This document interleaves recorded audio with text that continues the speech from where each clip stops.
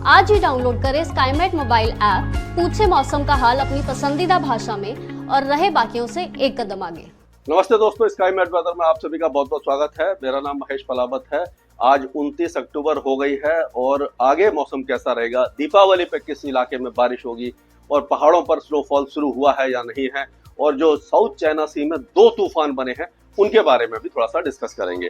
तो आप देखिए, वेस्टर्न डिस्टर्बेंस अभी भी पहाड़ों पर है, उसके प्रभाव से बनने वाला induced cyclonic circulation central Pakistan के ऊपर है, और एक साइक्लोनिक सर्कुलेशन है जो उड़ीसा के ऊपर अभी भी बना हुआ है। एक तरफ है जो साउथ इंडिया तक जा रही है, लक्षद्वीप से लेकर के तमिलनाडु तक एक तरफ आ रही है।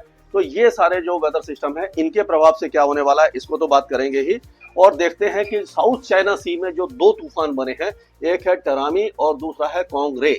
तो ये टरामी ने ऑलरेडी लैंडफॉल कर दिया है और ये जो चाइना के जो ईस्टर्न प्रोविंस है हानयान में किया है और काफी हैवी रेनफॉल दी है। और उसके तुरंत बाद दूसरा ये तूफान जो है कोंगरे, ये ताइवान को छूता हुआ, यानी ताइवान के कई इलाकों को बहुत हैवी रेन के साथ साथ तेज क्या कहते हैं हवाओं के साथ साथ ये इसको तबाह करेगा, यानी कि बहुत ज्यादा एक तरह से कहते त्रासदी है। और उसके बाद ये चाइना के जो ईस्टर्न प्रोविंस है उस पर जाकर के फिर से टकराएगा, यानी कि एक के बाद एक 2 तूफान साउथ चाइना सी में चाइना से टकराने वाले हैं। लेकिन गनीमत यह है कि ये जो तूफान है थोड़ा सा उत्तर पश्चिम दिशा में जा रहे हैं। अगर ये इसी तरह से आगे आ रहे होते तो ये बर्मा यानी कि म्यांमार और थाईलैंड को क्रॉस करके बंगाल की खाड़ी में आ जाते और यहाँ पर आकर के as a low pressure area ही आते, लेकिन फिर से ये सशक्त होकर के और फिर ये भारत के पूर्वी तट को प्रभावित कर सकते थे। लेकिन ऐसा नहीं होने वाला है। तो भारत का पूर्वी तट अभी फिलहाल सुरक्षित रहने वाला है। और अगर पिक्चर की बात करें, सैटेलाइट पिक्चर की, तो आप देखिए पहाड़ों पर जो वेस्टर्न डिस्टर्बेंस का असर साफ दिखाई दे रहा है, जम्मू कश्मीर और हिमाचल के ऊंचे पहाड़ों पर, और ये जो उत्तराखंड के ऊंचे पहाड़ों पर भी बादल छाए हुए हैं। लेकिन उत्तराखंड और हिमाचल प्रदेश में हल्की बारिश होगी, लेकिन जो पहाड़ी इलाके हैं यहाँ पर, यानी कि जो जम्मू कश्मीर, गिलगिट बाल्टिस्तान, मुजफ्फराबाद और लद्दाख, यहाँ पर स्नोफॉल भी हो सकता है और बारिश भी हो सकती है। तो और आप देखिए कि पंजाब, हरियाणा, दिल्ली, उत्तर प्रदेश, ये सारे जो इलाके हैं पूरी तरह से साफ है। और ये जो पूर्वी विदर्भ, दक्षिणी छत्तीसगढ़, बिहार के कुछ इलाके, झारखंड और उड़ीसा के साथ साथ ये दक्षिण भारत में बादल छाए हुए हैं। तो यहाँ पर हल्की बारिश होगी, बहुत ज्यादा वेदर एक्टिविटी यहाँ पर आपको दिखाई नहीं देने वाली है। ये जो मॉडल है उसके हिसाब से अगर हम देखते हैं तो आप देखिए पहाड़ों पर तो अभी बारिश हो ही रही है, ये ऊंचे पहाड़ों पर है जैसे मैंने बताया कि, और लेकिन हिमाचल और उत्तराखंड में कोई वेदर एक्टिविटी आपको दिखाई नहीं देने वाली है। अब अगर हम बात करें पंजाब, हरियाणा और दिल्ली, तो ये सारे इलाके जो हैं यहाँ पर अभी बारिश की संभावना नहीं है, कोई वेदर एक्टिविटी नहीं है। और कुछ देर के लिए क्या हुआ है कि हवाओं में थोड़ा सा परिवर्तन आया है। तो जो हवा है वो पूर्वी और दक्षिण पूर्वी चल रही है, और अगले 2 दिनों के दौरान हवाओं की रफ्तार में भी कुछ कमी आएगी। हालांकि पिछले 2 दिनों से तेज हवाएं चल रही थी, जिससे कि प्रदूषण में काफी ज्यादा सुधार हुआ था, मतलब बहुत ज्यादा तो नहीं, लेकिन हाँ कुछ सुधार हुआ था, पुअर कैटेगरी में आ गया था प्रदूषण। लेकिन अब फिर से क्योंकि हवाएं कमजोर होने वाली हैं और ये दीपावली में थोड़ा बहुत जो धुआं वगैरह होता है उसका भी कुछ असर तो दिखाई देगा ही। तो जो हवाओं के कमजोर होने का मेन कारण होता है कि उसके कारण से ये प्रदूषण बढ़ जाता है। और अगर कई लोग बोल रहे हैं कि पाकिस्तान, पंजाब, हरियाणा से पराली का धुआं आ रहा है, लेकिन मैं आपको बता दूं कि पराली का धुआं मेन कल्प्रिट नहीं है। यानी कि ये जो पराली आती है, वो जो जलती है, वो इतनी ज्यादा नहीं जल रही है, और जल भी रही है तो उसके धुएं से दिल्ली का प्रदूषण का कोई खास लेना देना नहीं होता।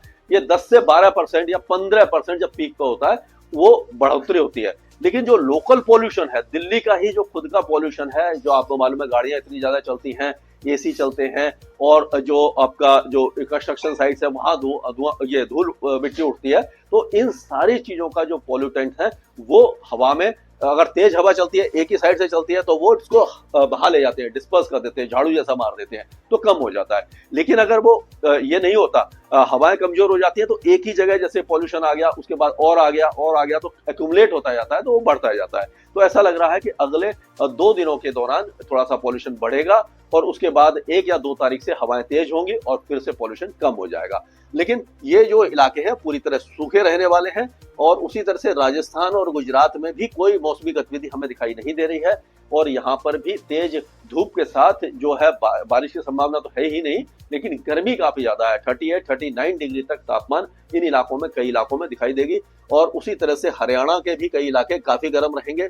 दिल्ली ऑलरेडी काफी ज्यादा गर्म है, 33 के आसपास डिग्री के आसपास मैक्सिमम टेम्परेचर है, 20 और 19 डिग्री के आसपास मिनिमम टेम्परेचर है। 2-3 दिन में ये थोड़ा सा गिरेगा, 18 डिग्री तक आएगा, लेकिन ज्यादा आप उम्मीद मत कीजिए, अभी फिलहाल गर्मी से राहत नहीं मिलेगी। अगर उत्तर प्रदेश की बात करें तो जो दक्षिण पूर्वी उत्तर प्रदेश है यहाँ पर हल्की बौछारें अभी भी पड़ सकती हैं, प्रयागराज, वाराणसी, मिर्जापुर वगैरह में। बाकी इलाके सूखे रहेंगे। अगर बिहार की बात करते हैं तो बिहार के दक्षिणी और पूर्वी जिलों में बारिश की संभावना बनी हुई है, और उसी तरह से पश्चिम बंगाल के कई जिले बारिश देख सकते हैं। झारखंड, उड़ीसा, छत्तीसगढ़, पूर्वी मध्य प्रदेश और पूर्वी विदर्भ में बारिश की संभावना दिखाई दे रही है। पूर्वी मध्य प्रदेश की बात करें तो सतना, सिंगरौली, सिद्धि, पाना, उमरिया, दमोह, कटनी, जबलपुर, डिंडोरी, मांडला, इन इलाकों में हल्की बारिश होगी। और उसी तरह से नागपुर और अकोला में नहीं, नागपुर, वाशिम, भंडारा और गोंडिया, गढ़चिरौली, ब्रह्मपुरी, ये जो इलाके हैं यहाँ पर बारिश हो सकती है विदर्भ में। बाकी इलाके सूखे रहेंगे। और अगर आगे चलते हैं तो मुंबई में बहुत हल्की बारिश की संभावना कहीं कहीं दिखाई दे रही है, मतलब बादल छा सकते हैं या 1-2 स्थानों पर हल्की बूंदाबांदी होगी, लेकिन मुंबई के दक्षिण में अलीबाग और रायगढ़, सिंधुदुर्ग, रत्नागिरी, यहाँ पर बारिश की संभावना हल्की है लेकिन है। और उसी तरह से अगर और आगे चलते हैं हम तो छत्तीसगढ़ के ज्यादातर इलाके बारिश देखेंगे। कई इलाकों में हल्की बारिश होगी लेकिन काफी इलाकों में होगी, और उड़ीसा के भी कई इलाके बारिश देखेंगे।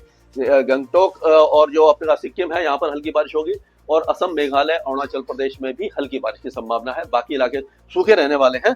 और अगर तेलंगाना की बात करें तो तेलंगाना में कोई खास वेदर एक्टिविटी नहीं है, पूरी तरह शुष्क रहने वाला है। और आंध्र प्रदेश के दक्षिणी इलाकों में, रायलसीमा में हल्की फुल्की बारिश की गतिविधियां दिखाई दे सकती हैं। और उसी तरह से तमिलनाडु में भी बारिश की गतिविधियां कम हो गई है, लेकिन हल्की फुल्की बारिश की गतिविधियां रहेंगी। और कोस्टल कर्नाटका और साउथ कर्नाटका में बारिश रहेगी, अंडमान में हल्की बारिश रहेगी, लक्षद्वीप में बहुत ही ज्यादा कम बारिश रहने की संभावना दिखाई दे रही है। तो कुल मिलाकर के अब जो मौसम है वो बदलाव की तरफ तो है, लेकिन अभी सर्दी आने में समय है, क्योंकि जो वेस्टर्न डिस्टर्बेंस है वो ज्यादा स्ट्रॉन्ग नहीं है। जब तक स्ट्रॉन्ग वेस्टर्न डिस्टर्बेंस नहीं आएंगे, यानी कि हैवी स्नोफॉल नहीं होगा, जो नवंबर के दूसरे सप्ताह में दिखाई दे रहा है, तब तक सर्दी कड़ाके की नहीं पड़ेगी। हालांकि जो जैसे जैसे हम आगे बढ़ते हैं तो तापमान में नेचुरल जो गिरावट होती है हल्की फुल्की वो दिखाई देगी, लेकिन सर्दी का इंतजार करना पड़ेगा। और हर साल की तरह इस बार भी सर्दी थोड़ी सी लंबी पड़ रही है। और उसी तरह से जो बेमौसम बारिश है ये पूर्वी भारत में और मध्य भारत के कुछ इलाकों में ये अगले 2 दिनों तक जारी रह सकती है। हालांकि इसमें कुछ कमी आने की संभावना है, लेकिन 2 दिनों के बाद थोड़ा सा ये क्या होगा, क्योंकि ये आपका पूर्वी मध्य प्रदेश के साथ साथ महाराष्ट्र और तेलंगाना में भी बारिश की गतिविधियां बढ़ने वाली हैं। तो ये पूर्वी मध्य प्रदेश के बाकी इलाके भी बारिश देख पाएंगे, लेकिन पश्चिमी मध्य प्रदेश, गुजरात और राजस्थान और पूरा जो उत्तर भारत है ये पूरी तरह सूखा रहेगा, शुष्क रहेगा। इसके आगे जो भी अपडेट होगा मैं लगातार अपडेट देता रहूंगा स्काईमेट वेदर में। अभी के लिए मौसम से जुड़ी सटीक जानकारी और खबरों के लिए हमारे YouTube चैनल को सब्सक्राइब करें और बेल आइकन दबाकर हर खबर पर रखें नजर।